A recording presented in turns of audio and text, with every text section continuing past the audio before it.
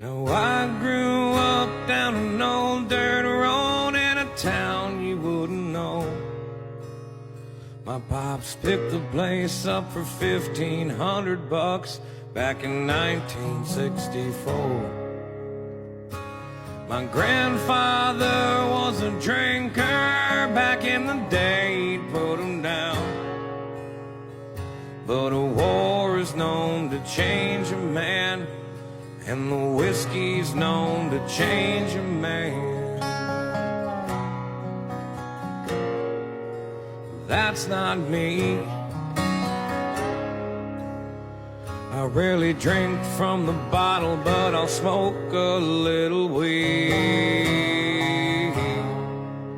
I still live in the sticks where you wouldn't go, in a town of 1,200 off an old dirt road.